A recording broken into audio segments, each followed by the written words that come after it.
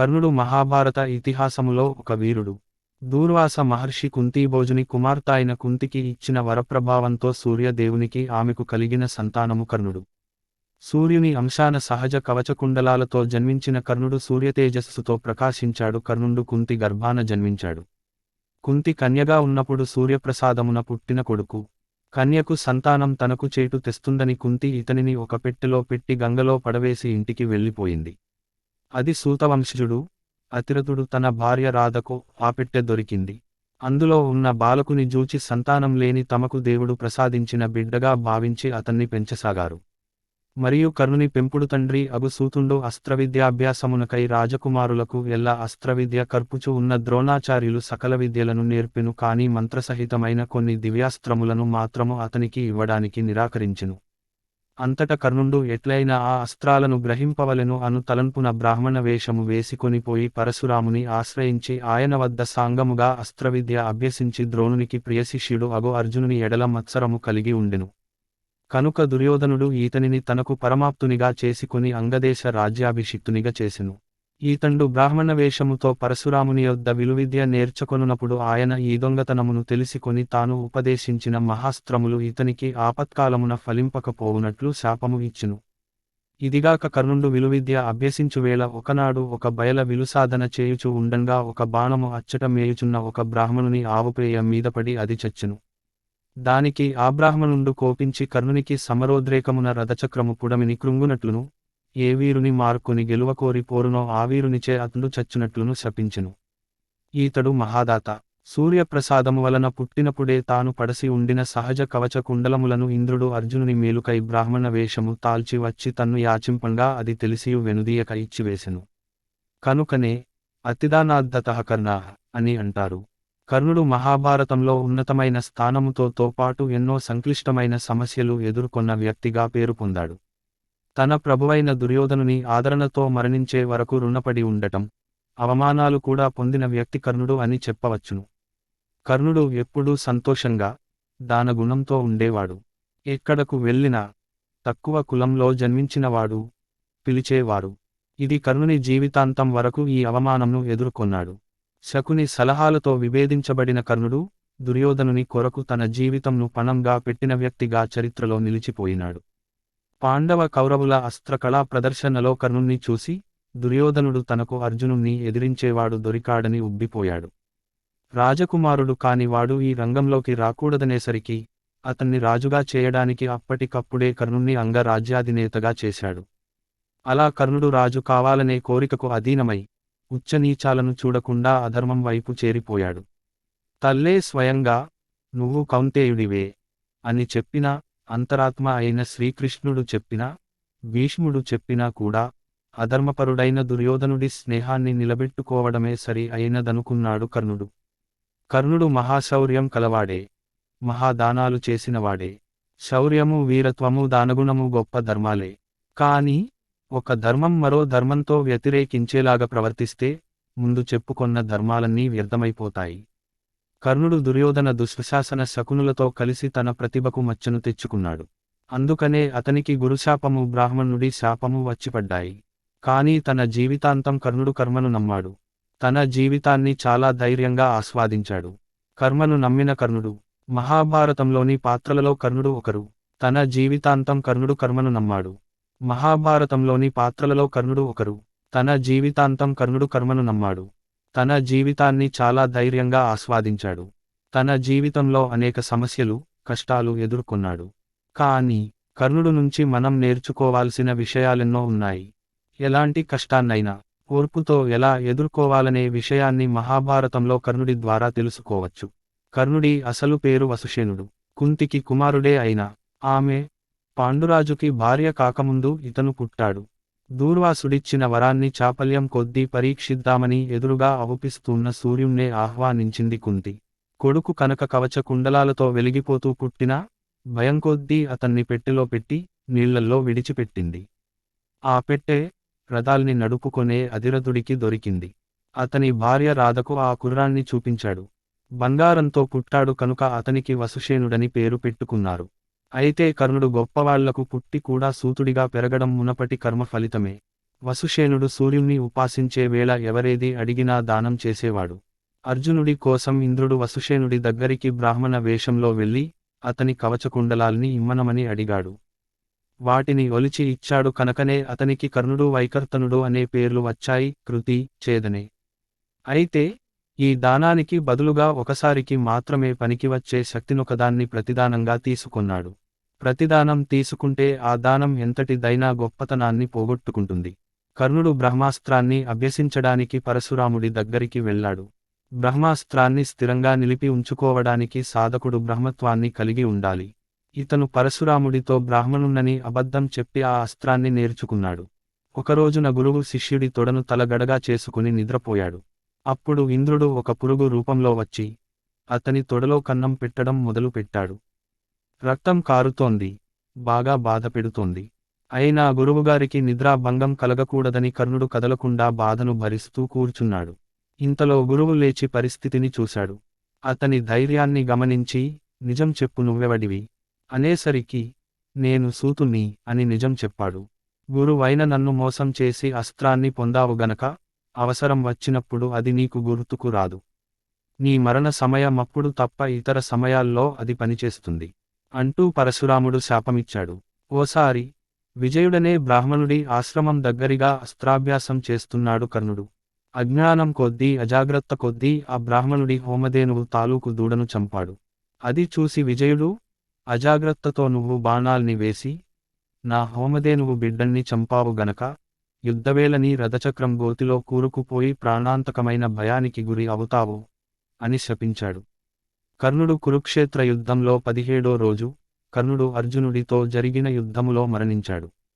కర్ణుడికి ఉన్న దివ్య అస్త్రములు, కవచ కుండలాలు అన్ని పోగొట్టుకుని, పరశురాముడు ఇచ్చిన బ్రహ్మాస్త్ర ప్రయోగం మరిచిపోయి, తన రథచక్రాలు యుద్ధభూమిలో చిక్కుకొన్న తర్వాత మరణం పొందినాడు.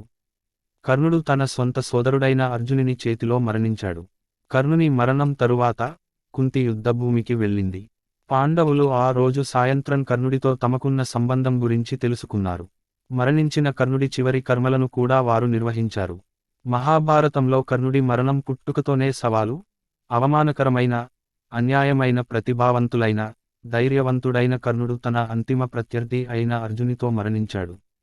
అప్పటి వరకు సంజయుని మాటలు వింటున్న ధృతరాష్ట్రుడు సంజయునితో, సంజయ, ధర్మరాజు అనుమతి తీసుకుని వెళుతున్న సాత్యకి ద్రోణుని ఎలా దాటగలిగాడు? మన సైన్యం ఎవరూ సాత్యకిని అడ్డుకొనలేదా? సాత్యకి అర్జునుడిని కలిశాడా? వివరంగా చెప్పు అని అడిగాడు. సంజయుడు చెప్పసాగాడు. ధర్మరాజు ఆజ్ఞాబద్ధుడైన సాత్యకి అడ్డువచ్చిన కౌరవ సేనలను చంపుతూ ముందుకు దూసుకు వెళుతున్నాడు. తనను అడ్డుకున్న 7గురిని యమపురికి పంపాడు సాత్యకి. అది చూసి ద్రోణుడు సాత్యకిని అడ్డుకుని అతిక్రూర శరములతో కొట్టాడు. సాత్యకి రథమును, సారథిని కొట్టాడు. అందుకు సాత్యకి కోపించి ద్రోణునిపై బాణములు గుప్పించాడు. ద్రోణుడు వాటిని త్రుంచి తిరిగి సాత్యకిపై బాణములు గుప్పించి, సాత్యకి, నా పరాక్రమముకు తట్టుకోలేక నీ గురువు అర్జునుడు నాతో యుద్ధము చేయకుండా పారిపోయాడు. ఇప్పుడు నువ్వు వచ్చావు, నా బాణముల రుచి చూద్దువుగాని అన్నాడు. సాత్యకి ద్రోణునికి నమస్కరించి, ఆచార్య, నేను అంతటి వాడిని కాను. ధర్మరాజు ఆజ్ఞ మేరకు అర్జునుడికి సాయం వెడుతున్నాను. దయ ఉంచి నన్ను విడువుము. నా వంటి పిన్నలను మన్నించుట మీ వంటి పెద్దల ధర్మము కదా అన్నాడు. అయినా ద్రోణుడు సాత్యకికి దారి విడువలేదు. సాత్యకి తనకు అడ్డుగా ఉన్న అంగ, బాహ్లిక, దాక్షిణాత్య సేన మధ్య నుండి ఆవలకు వెళ్ళాడు. ఇంతలో కృతవర్మ సాత్యకిని అడ్డుకుని 6 బాణములతో సాత్యకిని కొట్టాడు. 4 బాణములతో సాత్యకి రథాశ్వములను కొట్టాడు. సాత్యకిని కృతవర్మ అడ్డుకొనడం చూసిన ద్రోణుడు ధర్మరాజు వైపు వెళ్ళాడు. సాత్యకి కృతవర్మను 16 శరములతో కొట్టాడు. అతడి సారథి చంపి, అతడి విల్లు విరిచాడు. కృతవర్మ తన రథమును తానే తోలుకుంటూ యుద్ధం చేస్తూ కృతవర్మ సాత్యకిని వదిలి భీముని వైపు పోయాడు. సాత్యకి కాంబోజుని సేనలో ప్రవేశించి అక్కడి వీరులను తనుమాడుతున్నాడు. ఇంతలో ద్రోణుడు కృతవర్మకు మరొక రథమును ఏర్పాటు చేశాడు. కృతవర్మ పరాక్రమన్మార్చు. కృతవర్మ ధర్మరాజును అతడికి సాయంగా ఉన్న వీరులను ఎదుర్కొన్నాడు. భీమసేనుడు వారికి సాయంగా వచ్చాడు. భీముడు, దృష్టద్యుమ్నుడు 3 బాణములతోను ధర్మరాజు, ద్రుపదుడు 5 బాణములతోను విరాటరాజు 15 బాణములతోను సహదేవుడు 25 బాణములతోను, శిఖండి 20 బాణములతోను, ఉపపాడవులు 75 బాణములతోను, నకులుడు 100 బాణములతోను కృతవర్మను చుట్టుముట్టి కొట్టారు. కృతవర్మ జంకక ఒక్కొక్కరిని 5 బాణములతో కొట్టి భీమునిపై 7 బాణములు వేసి, భీముని విల్లు పతాకము తుంచి 70 బాణములతో భీముని గుండెలకు గురిపెట్టి కొట్టాడు. ఆ దెబ్బకు భీముడు మూర్ఛిల్లాడు. ఇంతలో పాండవ వీరులు ఒక్కుమ్మడిగా కృతవర్మను చుట్టుముట్టారు. ఇంతలో భీముడు తేరుకుని కృతవర్మ మీద ఉజ్వలమైన శక్తిని ప్రయోగించాడు. కృతవర్మ దానిని 3 ముక్కలుగా కొట్టాడు. కృతవర్మ దానిని 3 ముక్కలు చేశాడు. భీముడు కృతవర్మను నెత్తురు కారేలా కొట్టాడు. కృతవర్మ భీమునిపై 3 బాణములు వేశాడు. పాండవ సైన్యం కృతవర్మను చుట్టుముట్టి తీవ్రమైన బాణములతో కొట్టారు. కృతవర్మ కూడా జంకక శిఖండి విల్లు తుంచి భీముని వంటి రధికులపై శరములు గుప్పించి శిఖండి పైన బాణములు గుప్పించాడు. ఆ దెబ్బకు శిఖండి రథముపై పడ్డాడు. సారథి శిఖండిని పక్కకు తీసుకు వెళ్ళాడు. శిఖండి పడిపోవడం చూసి మత్స్య, కేకయ, చేది రాజులు ఒక్కుమ్మడిగా తమ సైన్యములతో కృతవర్మను ఎదుర్కొన్నారు. కృతవర్మ వారందరినీ మర్మభేది బాణములు ప్రయోగించి బాధించాడు. కృతవర్మ దాటికి పాండవ సైన్యాలు పారిపోవడం చూసిన సాత్యకి అర్జునుడి వద్దకు పోవడం కంటే ధర్మజుని రక్షణే ముఖ్యం అని తలచి ద్రోణుని పక్క నుండి ధర్మజుని వద్దకు వచ్చి కృతవర్మను ఎదుర్కొన్నాడు. సాత్యకి శౌర్యం మార్చు. సాత్యకి కృతవర్మను ఎదుర్కొని భల్ల బాణములతో కృతవర్మ వింటిని తుంచి 4 బాణములు వేసి రథాశ్వములను చంపి, ఒక్క అగ్నిబాణముతో సారథిని కొట్టి, ఇంతలో తనకు అడ్డు వచ్చిన త్రిగర్త సైన్యమును నాశనం చేశాడు. రథము విరిగిన కృతవర్మను పాండవ సైన్యం చుట్టుముట్టింది. ఇది చూసిన ద్రోణుడు సాత్యకిని వదిలి పాండవ సైన్యమును ఎదుర్కొన్నాడు. ఇంతలో జలసంధుడు అనే రాజు సాత్యకిని ఎదుర్కొని తన ఏనుగును సాత్యకి మీదకు తోలాడు. సాత్యకి అతడిని అడ్డుకున్నాడు. జలసంధుడు సాత్యకి వింటిని విరిచి 70 బాణములతో సాత్యకి గుండెలకు గురి చూసి కొట్టాడు. సాత్యకి కోపించి జలసంధుని 60 బాణములు జలసంధుని శరీరంపై నాటాడు. జలసంధుడు ఒక తోమరంతో సాత్యకిని కొట్టి కత్తితో అతడి విల్లు విరిచాడు. సాత్యకి వెంటనే మరొక విల్లు తీసుకుని ఆలస్యం చేయక జలసంధుని క్రూరమైన బాణముతో చేతులు నరికి, మరొక బాణముతో అతడి తల నరికి మరొక బాణంతో అతడి ఏనుగును తరిమాడు. సాత్యకి పరాక్రమానికి కౌరవ సైన్యం భయకంపితం అయింది. ఇది చూసిన ద్రోణుడు కృతవర్మను వ్యూహము వద్ద నిలిపి తాను సాత్యకిని ఎదుర్కొన్నాడు. తనకు ఎదురుగా ద్రోణుడు రావడం చూశాడు. సాత్యకి అతడి వెనుక కురుకుమారులైన దుర్మర్షణ, దుర్ముఖ, దుశ్శాసన, దుస్సహ, వికర్ణ, చిత్రసేనాదులు రావడం చూశాడు. ఇంతలో సుయోధనుడు వారితో చేరాడు. వారిని చూసిన ద్రోణుడు సుయోధనుడు తన సహోదరులతో సాత్యకిని ఎదిరించగలడు అనుకుని తిరిగి వ్యూహరక్షణకు వెళ్ళాడు. సాత్యకి కురుకుమారులకు ఒక్కొక్కరికి ఒక్కొక్కడిలా కనిపిస్తూ వారందరితో ఏకకాలంలో యుద్ధం చేస్తున్నాడు. అలా యుద్ధం చేస్తూ సుయోధనుడి విల్లు విరిచి అతడి శరీరం తూట్లు పడేలా కొట్టాడు. ఇది చూసిన కురుకుమారులు సాత్యకిపై బాణవర్షం కురిపించారు. సాత్యకి వారి అందరిపై ఒక్కొక్కరిపై 5 బాణము వేసి సుయోధనుడి మీద 8 బాణములు వేసి అతడి వింటిని తుంచి, కేతనమును విరిచి, సారథిని కొట్టి, రథాశ్వములను చంపాడు. సుయోధనుడు సాత్యకి పరాక్రమానికి భయపడి పక్కనే ఉన్న చిత్రసేనుడి రథం ఎక్కి పారిపోయాడు. సాత్యకి కౌరవ సేనలను ఎదుర్కొనుట మార్చు. సుయోధనుడిపై సాత్యకి పైచేయి కావడం చూసిన కౌరవసేన హాహాకారాలు చేసింది. అది చూసి కృతవర్మ అక్కడకు చేరాడు. సాత్యకి కూడా తన రథమును కృతవర్మకు ఎదురుగా నిలిపాడు. ఇద్దరూ ఒకరి మీద ఒకరు శరవర్షం కురిపించుకున్నారు. సాత్యకి కృతవర్మ విల్లు విరిచి, సారథిని చంపి మరొక బాణంతో కృతవర్మను మూర్ఛపోయేలా కొట్టాడు. ఆ దెబ్బకు కృతవర్మ రథంపైన పడ్డాడు. కృతవర్మ మరణించాడని అనుకుని సాత్యకి అర్జునుడి వద్దకు పోవడానికి ఆయత్తమయ్యాడు. కృతవర్మ తేరుకుని తిరిగి యుద్ధానికి వచ్చాడు. ద్రోణుడు కృతవర్మను వ్యూహద్వారము వద్ద నిలిపి తాను సాత్యకిని అడ్డగించడానికి వెళ్లి 3 క్రూర బాణములతో సాత్యకి నుదుటన కొట్టాడు. సాత్యకి అందుకు ప్రతిగా ద్రోణుడిపై బాణప్రయోగం చేశాడు.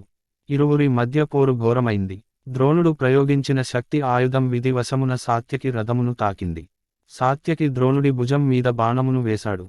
ద్రోణుడు సాత్యకి విల్లు తుంచి, సారథిని మూర్ఛిల్లేలా కొట్టాడు. సాత్యకి తానే రథము తోలుతూ యుద్ధము చేస్తున్నాడు. సాత్యకి ద్రోణుని రథసారథిని చంపాడు. సారథి లేని ద్రోణుని రథాన్ని గుర్రములు ఎటో లాక్కెళ్లి చివరకు వ్యూహద్వారం చేర్చాయి. ద్రోణుని అడ్డు తొలగగానే సాత్యకి తన రథమును అర్జునుడి వైపు నడిపాడు. శరవేగంతో దూసుకుపోతున్న సాత్యకిని సుదర్శనుడు ఎదుర్కొని సాత్యకిపై బాణములు గుప్పించాడు. సాత్యకి ఆ బాణములను తునాతునకలు చేసి సుదర్శనుడి రథాశ్వములను చంపి, సారథిని చంపి చివరకు సుదర్శనుడి తల నరికాడు. సాత్యకి రథసారథితో, మహాసముద్రం వంటి ద్రోణుడిని దాటి వచ్చాను. ఈ పిల్ల కాలువలు ఒక లెక్క అన్నాడు. ఆ విషయానికి నాకు తెలియనిదా? ఇప్పుడు మనమెవరిని ఎదుర్కోవాలి అన్నాడు సారథి. సాత్యకి, సారథి, ఇక్కడ రథములు విరిగిపడి ఉన్నాయి. చనిపోయిన ఏనుగులు, హయములు, సైనికుల శవాలు పడి ఉన్నాయి. వీరిని అర్జునుడే చంపి ఉంటాడు. కనుక రథాన్ని ఈ మార్గంలో పోనిమ్ము, అదిగో గాంధీవం యొక్క ధనుష్టంకారం వినిపిస్తుంది, అటు పోనిమ్ము. ఇంతలో కాంబోజరాజ సైన్యములు సాత్యకిని చుట్టుముట్టాయి. సాత్యకి వారి బాణములను ఎదుర్కొని అందరినీ యమసదనముకు పంపాడు. ఆ ప్రాంతం అంతా పీనుగుల పెంట అయింది. వారి మీద నుండి రథము నడుపుతూ సాత్యకి ముందుకు సాగాడు.